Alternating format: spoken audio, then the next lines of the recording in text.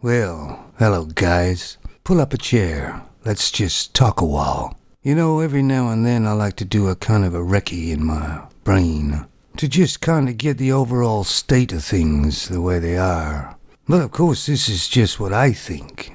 Me personally. You can agree or disagree at your leisure. All the leaders of the countries or major countries seem to be playing by the same blueprint, don't they? Say whatever they got to say that the people want to hear to get into power. And then once in power, turn around on a dime. And now the people are their enemy. Then they'll do things to help their elite friends, but not the people that voted them in. And I believe that Justin Trudeau has made Canada the laughing stock of the world in the time he's been in power. And history will write, maybe, that he was the worst Prime Minister of Canada there was. And if anybody knows Doug Ford, who came on the scene, then he seemed to be saying the right things. But he seemed to have turned out to be not very good at the end of the day. There seems to be a young guy in Canada now starting to promote himself as going to be the new Prime Minister, or at least the leader of the Conservative Party. And I've listened to him talk, and he just don't come across with too much feeling.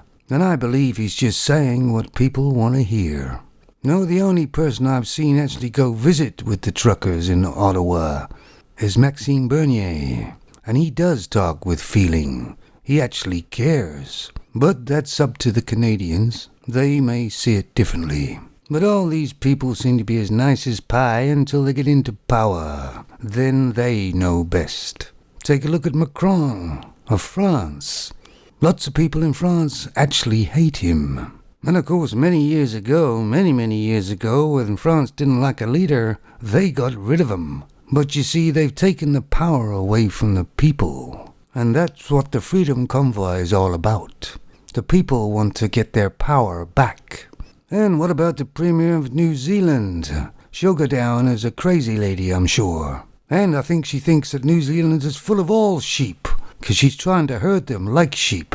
The people, that is. Because she knows best, you know. And the Australian leader also is using the police. And some videos I've seen and some people that live there have told me it's quite draconian. So you see, it's a big pattern, seems to be all over the world. And Biden, of course, will go down as the worst president of the United States, I'm sure. At least that's something he won legitimately. And what about the UK, I hear you say? Well, we're faring not much better. Some people call Boris a buffoon, and it's about correct, I think. Of course, the trouble is the alternatives are much worse. But the leaders are all acting similar, aren't they? Not as leaders or prime ministers or presidents. They're acting like almost dictators.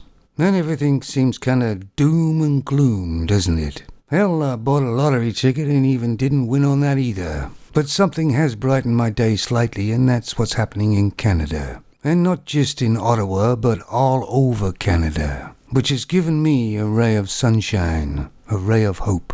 And it's infectious, isn't it? Because it's affected other countries in the world too.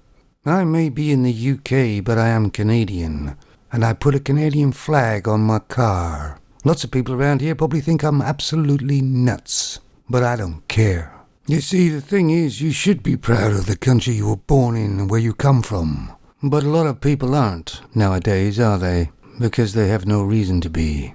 And they're not allowed to be in America, are they? But the last time I saw so many Canadian flags in Canada was usually Canada Day.